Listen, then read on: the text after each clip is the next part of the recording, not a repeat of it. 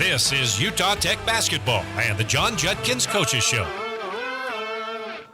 And welcome and good evening, everybody. Welcome to the John Judkins Coaches Show. I'm Rod Zundel. Glad to have you aboard tonight. Head coach John Judkins not with us tonight. He's attending a family funeral. So in his place is assistant coach Jake Schroeder. Jake, welcome. Glad to be here. Thanks for having me. You're not a rookie here. You've been here before. Yeah, a couple times. So. And then also Jacob Nichols.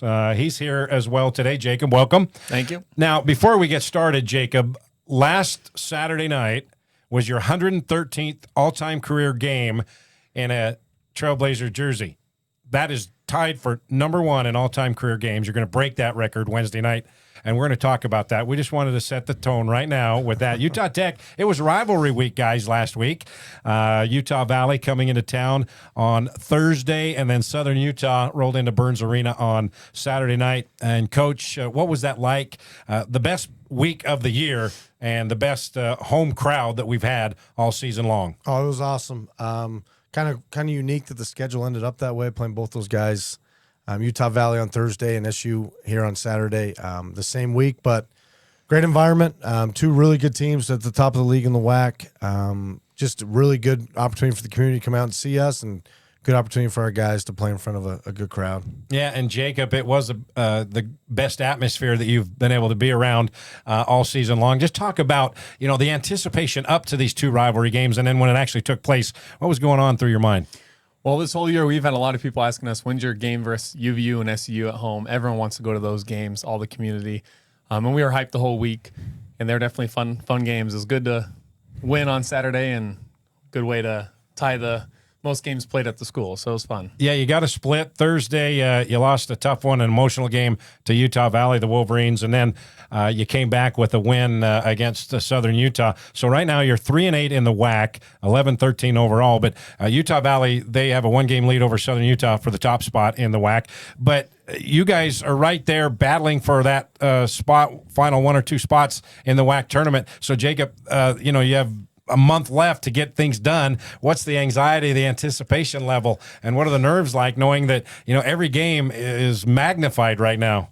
Yeah, it's huge. Every game's big, and with New Mexico State starting to win as well, they hadn't won a game all year, so that's big. And every game, when we play UT Arlington, and they're in 11th, I believe, right now, and we play Tarleton this week in Seattle, and then we go to Rio Grande Valley. Yep. Those are huge games. If you drop one of those, you could be out easily. And if you win those games, then because they're all battling for that same couple of spots that you are. I think us, UTRGV, and UTA all have 3 wins. Mm-hmm. And we all play New Mexico State has 2. Yeah, so they're huge games. A lot of pressure, and we want to get some wins. Okay, well, let's go back to Thursday night.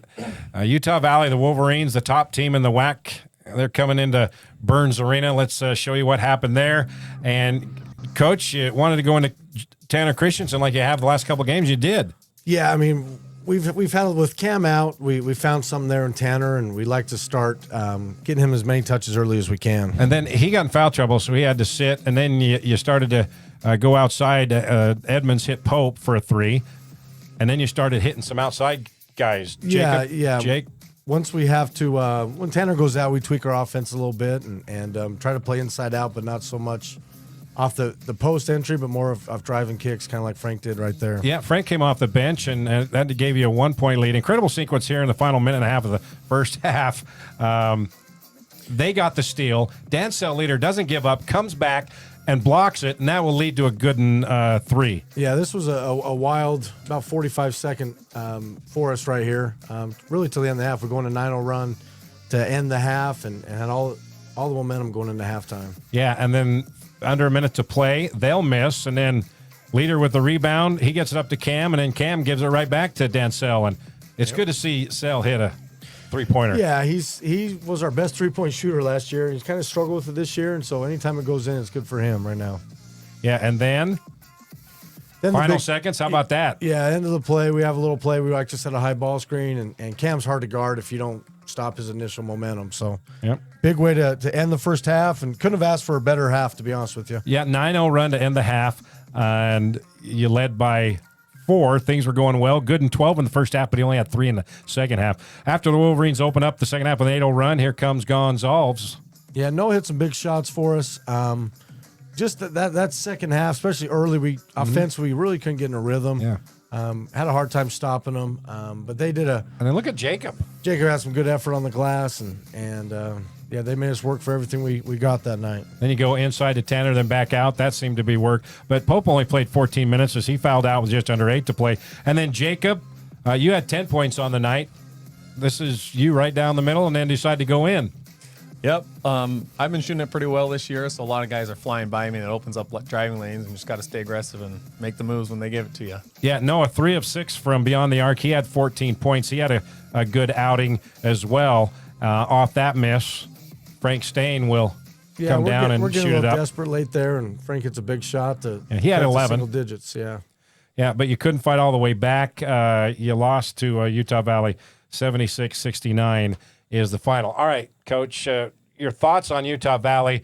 There's a reason that they're atop the WAC. Yeah, I mean, Coach Mattson does a really good job. And if you go back and look at all their games, they've won a lot of games in the last minute and a half. They execute well down the stretch. I mean, shoot, we were coming off a tough road trip where we lost a couple games that we thought we had chances to win, and played a great first half. And we held them to 34% shooting.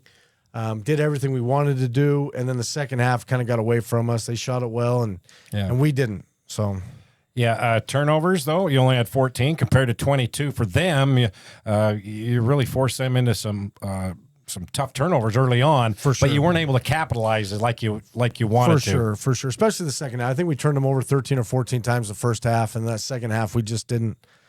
We didn't carry it over, and they made credit to them. They made some good adjustments and took advantage of our pressure a little bit. Free throw shooting better, though, 72%. But, Jacob, when you look at the glaring stat here, you were out-rebounded 47-25, and that's not like you guys. You guys usually are the ones doing the out-rebounding. Yeah, they had a couple big guys, and we said all week that we had to put bodies on them and keep them off the glass, and we just didn't execute as well as we wanted to. That was your last time playing Utah Valley, unless you meet them up in the WAC tournament. So just explain what that rivalry is about. I mean, your wife has family from up there, so they kind of know what's going on. And a lot of them, they have a lot of kids from Utah. We have a lot of kids from Utah, so a lot of kids know each other. So it's always fun to play that. And obviously, they only live a couple hours away, so you get a pretty good crowd at the game. You may get another crack at them here in the next month down in Vegas. Let's hope. It'll be fun. Yeah. By the way, tickets are on sale for the WAC tournament down in Las Vegas, so you can still plenty available. They play in 2 different arenas, so it's gonna be fun. But you got to get there first. So all right, so you lose that emotional game to Utah Valley. Then Southern Utah, they were a half a game behind Utah Valley for the top spot in the WAC. This is the first time you played them. You're going to play them in a couple weeks at their place. But 113th game for you, Jacob. And that ties you for the all-time career in games played in a Trailblazer uniform. You're going to break that Wednesday. Just what does that mean to you, to 113 games, the most ever? Yeah, it's pretty cool. I mean, the school's been around for a long time. There's been a lot of really good players, really great players. And just me being here all this time and eclipsing that on Wednesday will be a fun one. When you came from Gilbert, Arizona, did you think, man, 5 years, I'm going to break the all-time record for games played in St. George? No, never thought that. I got pretty lucky with the COVID year. I was able to come back. It was kind of like a redshirt year, but I didn't have to sit out the whole year. So that was pretty fun. And playing a bunch in our Division II days, and now with Division I, we get a lot more games. I think we end up playing like 31 compared to Division II is about 25. So hopefully no one breaks the record here soon. That's going to take a long time. And your first year here, you didn't play every game either, so you left some on the table, didn't you? Yeah, we were Division II then, and I had just come off my mission. I think I only played like 11 games, and they were kind of the blowout games. But it helped me in the long run, I guess. Yeah. And Jake Schroeder, assistant coach, filling in for John Judkins today. What can you say about this guy? I mean, he's been around a long time. He's been steady Eddie, and now he's going to have the all-time career games played here. Yeah, Jacob's been here forever. Shoot, he was here before I came back for this second stint here. But no, he's been a part of this whole, especially the transition from Division II to Division I. He's been here. He was because it was COVID, he played in the very first Division I game here because there was no football, there's no fall sports. He made the very first shot against North Dakota here, Division I. He was the first WAC player of the week that week. So he's been through a lot. And the best thing about him, though, is he's just elevated and added more to his game every single year. Yeah. And I'm going to be honest, if you told me he'd be what he's doing now for our team. 4 years ago, I would have thought you were crazy, but he's earned everything of it, and he's. Well, that's what hard work does for you, right? For sure, 100%, 100%. And he's kind of a smart dude too. Yeah, he's smart. He's smart Alex sometimes. Smart. There's a few other things, but no, he's great. We're really gonna miss him, and he's got a lot of big plans in the future. But I promise you, next year in November, we'll be like, man, we miss Jacob. So Jacob, all through those 113 games, is there one moment, one game that sticks out in your mind? Anytime we play UVU or SUU, those are big games, and I always remember those ones. But going back quite a while, is my most memorable game is when we played at Westminster when we were Division II, and we won conference. Yeah. So we went up and we're like, hey, if we win conference. If we lose conference. So that was really exciting. We had a lot of fans up there, and it was fun after. And all the big wins with Juddy. I think I was here the 600th win, and then last year we had a whole bunch of stuff. He had the most wins at the school, most wins in the state of Utah history. Big ones. So all those ones kind of stick out to me as well. So we're going to talk about where you came from and then what you want to do after basketball is over with. But you can add another highlight Saturday night against one of those teams that you love playing. Southern Utah rolling into town. The T-Birds come in a half a game behind Utah Valley, so they have a lot to play for as well. So let's go back to Saturday night in Burns Arena. And guys, this was the best atmosphere that we've had in Burns Arena. And when you guys rolled into the arena, you had to be impressed by the noise level when you guys came in. Oh, yeah, it was loud for sure. It was hard to sleep that night. My blood was pumping all night, and my ears were ringing. So. All right, let's go to the highlights, show you what happened. So there you go. And, you go right into Tanner. Yeah, we really wanted to set the tone right there. SU is extremely good, but they don't have a ton of depth, and so we tried to get him in foul trouble, and Tanner was really good. Yeah, he scored 4 quick points, and he just kind of dominated there in the paint. Yeah, I mean, if we can keep him out of foul trouble, he's a real tough matchup for a lot of teams. You on a 12-0 run, doing it inside and out, staying off the bench, and found his three-point shot again.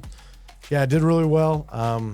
Found the open spots, got good shots. Noah did a good job denying the ball there. Got a little breakaway, and Cam was special. Like, he gets in these modes where he's a nightmare to defend, and he was on that night. Was this the most physical you've seen Tanner all year? Yeah, I mean, I remember early against UW up there, he was really good. But for a whole game, this is as good as Tanner's played for us all year. And you were penetrating, and you were so aggressive on Saturday night. That gave you a 15-point lead. Cam Gooden scored 16 of his 26 in the first half. Shot clock coming down to 1, and he had to get it away. And this is kind of becoming a trend with Cam. Yeah, he when you get down to 10 seconds left, you got to put the ball in one of your best players' hands, and he did a good job with it. Yeah, and then Jacob, here you go. 113th game, got another 3. Yep. That puts you up 22. Could you believe what was going on against a good team? Yeah. Crazy thing is deja vu last year. I think we were up 20 and a half. Yeah. But we were able to hold on this year. And Frank, relentless on the offensive board. He had 11 points, 4 rebounds, 3 steals. And then in the final 2 minutes, he got another bucket. But you led by 17 at the half. Second half, you come out fast again, going inside. Yeah, big emphasis, changing or making a difference from the Utah Valley game. Wanted to get the ball inside, wanted to score offensively early, and did a good job with that. Then you went back up by 22 again, but you knew the T-Birds would make a run. They did. Your lead was cut down to 5, and then Gooden goes inside again, back up by 8. For sure. I mean, the SU is a good team, and they're one of the top teams in the league for a reason. We knew they were going to go for a run. They probably went on a bigger run than we wanted them to go on. But put the ball in Cam's hand, did a good job right there. Now, speaking of that, 9.5 left, this was huge. Cam, once again, shot clock down to 1, hit a corner fade 3-ball. Hey, sometimes you need to make those. You need your players to make plays to win games, and he did a good job of that. That puts you back up by 11, but then they cut it back down to 6 again. Jacob, you kind of took over here for the next minute and a half. Yeah, it was big. I knew they were doubling Tanner. He had a big night, and I just had to be ready on the 3 for catch and shoot. And then down there, great pass from Cam, just go up aggressive and make a layup. You were 2 of 4 from beyond the arc, 10.7 rebounds. Then with 3 minutes left, back down to a 5-point game. And Tanner again. Tanner, 21.7 rebounds. He was a monster. Yeah, he's about as efficient of a big as there is in the country, honestly. And you know what was impressive, and I'm sure you guys talked about this, in the final 3 minutes you made 8 of 10 free throws to hold them off. Yeah, we try not to talk about free throws.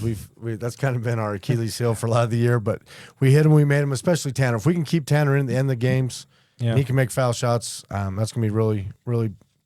We're going to be tough to beat last couple minutes. They were the WAC's leading scoring team, averaging 85 a game. You held them to 79, but you held them off. They made a run. I mean, they started to play well in spurts in that second half, and they came after you, but you guys were able to hold them off. Not only big shots, but with your defense as well, by not allowing them to get some easy buckets. For sure. I think we learned a lot from the Utah Valley game. That second half of the Utah Valley game wasn't what we wanted to do, and so sometimes you get back, watch film on that, and make the changes for the next game. Yeah, and Jacob, what was that like? I mean, you beat Southern Utah here last year. You had that feeling, but here they were better than they were last year. You guys are too. So, and the crowd was electric. Just what was that feeling like? That whole atmosphere, and to get it done. Yeah, it's special. That's kind of what college basketball is all about. You live up, and you want those games, the big SU and the UVU ones, and to come away with the wins. What it's all about. Okay, you only had 13 turnovers. They had 16, but the last two games you kind of helped play. You kind of took care of the ball a lot better than you had done the previous 3 or 4 weeks. For sure. Having Cam back is a big part of that, and I think our guys are starting to understand where we want to get the ball to, and they don't have to do too much with the ball. And we're starting to figure it out, knock on wood, and hopefully it stays the same this week. Jacob, you were 4 of 7, 2 of 4 from beyond the 3-point line, 7 rebounds, 2 assists, 1 steal, only 1 turnover, 10 points, but 4 of 7. Okay, you continue to shoot well. I mean, you're what, 52% from 3-point and 61% from the floor, and you don't get credit for that because you don't make 5 field goals average a game.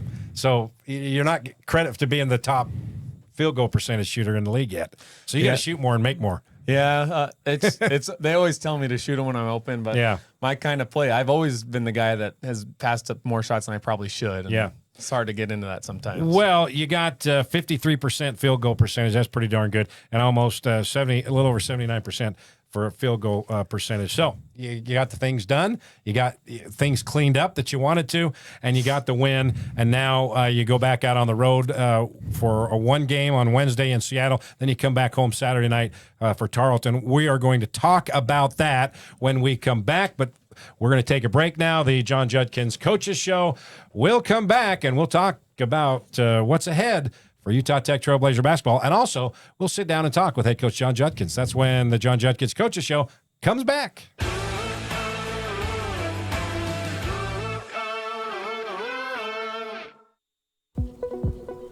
The road to success is not the path you find, but the trail you blaze.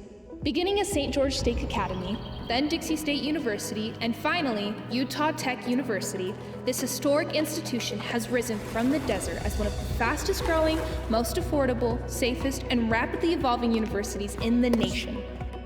Our Polytechnic mission creates hands-on learning opportunities from day one in all of our 200 programs.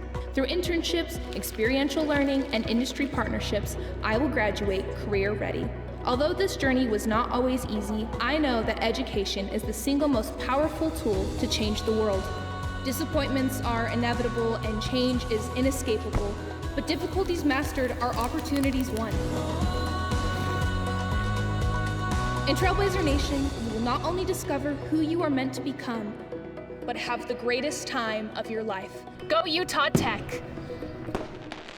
Discover, explore, engage, aspire. You are on a journey to discover what you enjoy, what you are good at, and what you hope to learn in college. to help you explore and learn about not only yourself, but majors, experiences, and future career opportunities. Engage with Career Services. This journey does not have to be stressful, confusing, or leave you feeling alone. Career Services is available to help you aspire from college student to career professional at any level of your education and development. The staff will answer your questions, provide resources, and offer encouragement every step of the way. Career Services will help you with major exploration, career exploration, targeted internships, job searches, networking opportunities, events, and so much more. You will see them in the classroom, around campus, and out in the community, working to help employers connect with our Trailblazers. Visit Career Services on the hall and 5th floor or drop into our career lab. Follow Career Services on social media for all things career. We hope to see you soon.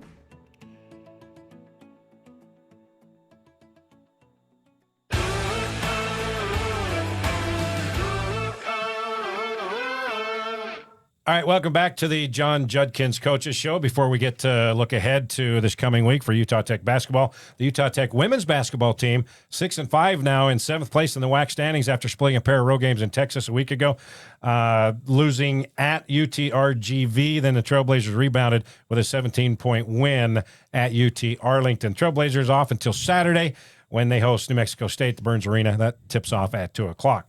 The Utah Tech's women tennis team, they dropped a pair of matches last week. They return to the home court this Saturday with a home duel versus Idaho. Meanwhile, the Blazer women's track team broke 2 school records at NAU last weekend in their final tune-up before the WAC Indoor Championships. And the women's swimming team will close out the regular season at UNLV on Saturday in their final tune-up before their WAC championships. And Utah Tech women's golf opened up the spring season on Monday at Cal State Bakersfield. Then the men's golf will kick off their spring season this weekend at the SUU Thunderbird Classic over at Sunbrook Golf Course. Utah Tech softball team will also start its season with a tournament in Hawaii this week. For all the latest in Trailblazer athletics, visit UtahTechTrailblazers.com. All right, of course, head coach John Judkins is away attending a family funeral, but we had a chance to sit down with him after Saturday's night game win over Southern Utah to talk about rivalry week and look ahead to this week with Seattle and Tarleton.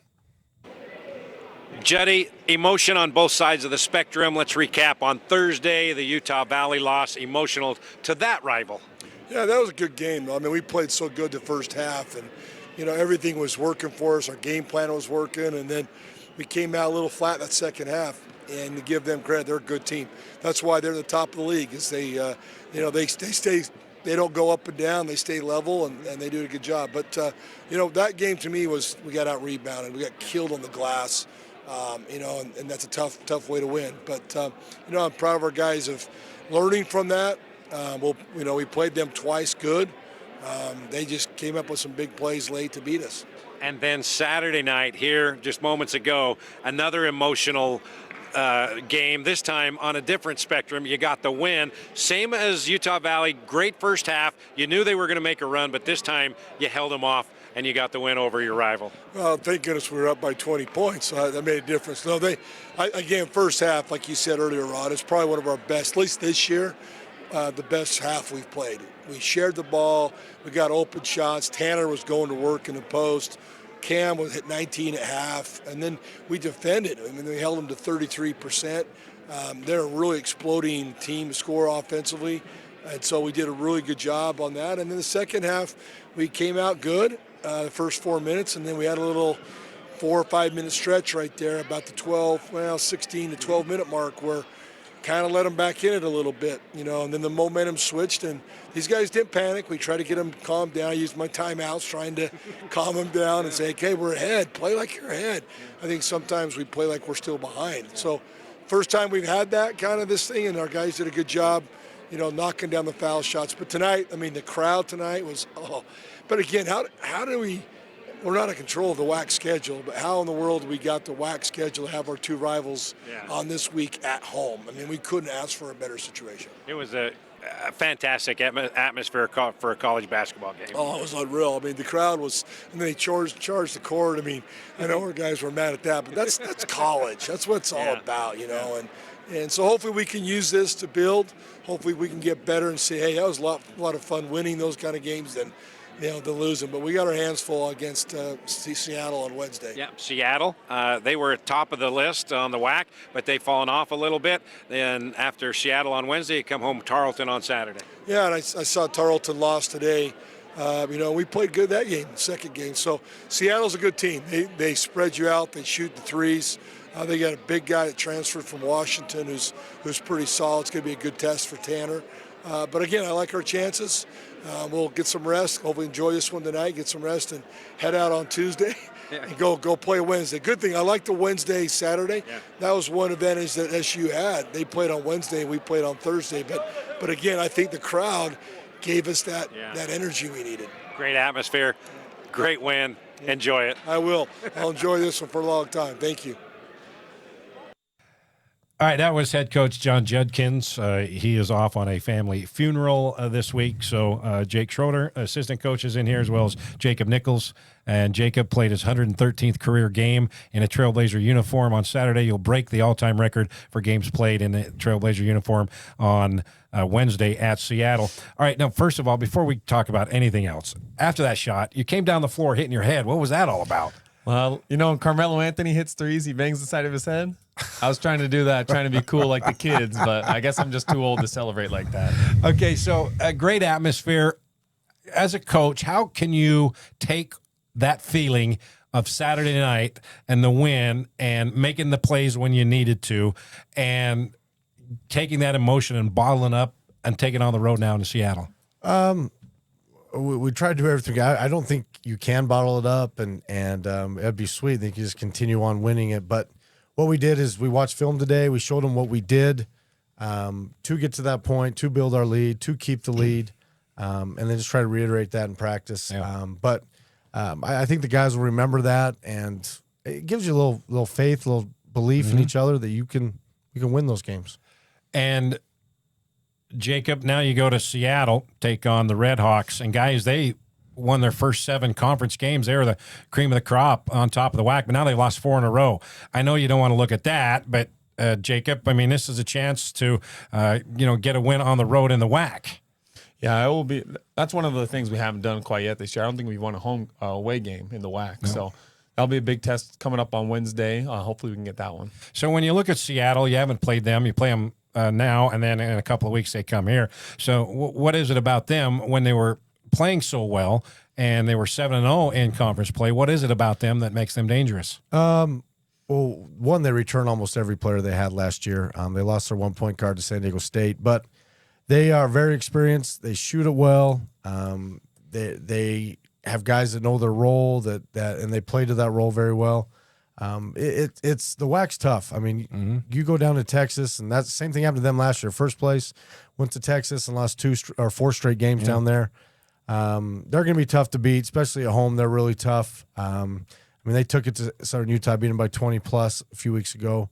So we're just going to go there, prepare for them as best we can, knowing that if we do what we need to do, we can beat them. And Jacob, you had to take on and guard Tevian Jones, the second leading scorer in the WAC Saturday night with Southern Utah. But now he's the third leading scorer, and the second leading scorer now is their leading scorer from Seattle. And so you got another guy. He's third in the conference in 3-point percentage, but he's number 1 in 3-pointers made per game at 3.5, nearly 4. So, you got back-to-back guys that can shoot it and light it up from outside. Yeah, this Cameron Tyson, he's more of the outside guy. Tevion could kind of do everything. He could drive, he could get in, he could shoot. But this Tyson shoots a lot of threes, and he can get hot. Last year, I think he hit like 7 threes on us. He got really hot, so we got to keep him in check early on. Okay, you're from Gilbert, Arizona, and you're here in St. George. You're married a Utah gal. So just talk about where you came from and here as your career is about ready to come to an end. Yeah, so it's crazy that's coming to an end already. The 5 years have flown by. My wife's actually in West Virginia right now. She's at Marshall doing PA school. So I'm going to go out there after the season. We'll finish up there, and then our plans to end up back here in St. George. It's kind of a good middle ground of up north in Phoenix or Gilbert. Yeah. And we really like it here. It's not too cold. I hate the snow, and I cannot shovel snow the rest of my life. So I settled in St. George. I can agree with that. Amen. You too. Amen. Spent a lot of time up there. Okay, so what do you want to do when you have to become an adult and give up basketball? Yeah, I don't want to, but you have to. Yeah. I want to go into sales, so I've been looking into software sales and tech sales, and that's kind of what my plan is right now. Maybe you can be in broadcasting sales and broadcaster and help us broadcast basketball games as we grow this broadcasting entity here at Utah Tech. I do have a face for TV. That's what they always Boy, tell I me. tell you what, you do. So it's a lot better than you and I, right, Jake? Yeah, for sure. Well, they say you guys have radio faces. Is that what they say? Yeah, pretty much, and bodies and everything else. All right, well, guys, Jake, thanks for coming Appreciate in. you. Thank Juddy will be back here next week. And Jacob, 114th career game, the most ever this Wednesday in Seattle. Congratulations. Thank you. All right, that'll do it for this edition of the John Judkins Coaches Show. Thanks to Trailblazers Media Relations Steve Johnson, Sean Denovan, and Jake Palmer, our producers. Saturday, we're back home, 7 p.m. with a tip at Tarleton. Pregame at 6:45. And then also Wednesday, 8 o'clock tip in Seattle, 7:45 pregame. Both games can be heard on the Fan. So for now, I'm Rod Zundel. Thanks for watching and listening. We'll talk to you Wednesday, Seattle. Go Trailblazers. This has been a production from a podcast studio.